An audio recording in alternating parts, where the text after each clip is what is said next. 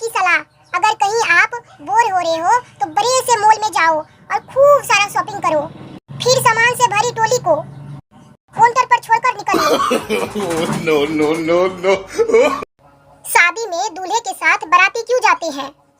क्योंकि बड़ों ने सिखाया है, किसी के सुख में जाओ न जाओ, लेकिन दुख में शामिल होना चाहिए। लड़कियों को गोलगप्पे इसलिए पसंद है क्योंकि उनका दिमाग भी एकदम गोलगप्पे की तरह होता है, ऊपर से फूला हुआ और अंदर से खोखला।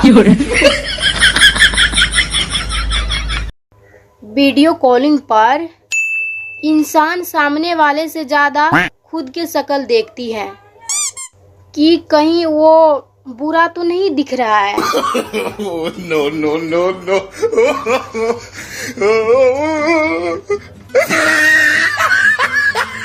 लड़का होने का एक फायदा यह भी है, जब घर में बेइज्जती होने लगे तो घर से निकल लो,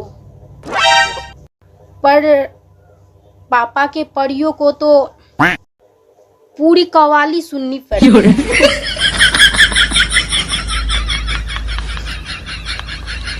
जब हमारी गांव की बात आती है तो सुनो, जब कोई हमारे गांव को लोग को जब गिफ्ट देती है तो उनको थैंक्स नहीं कहते हैं, पता है इसको क्या कहते हैं?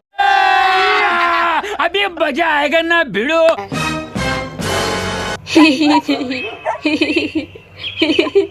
इसकी क्या जरूरत थी?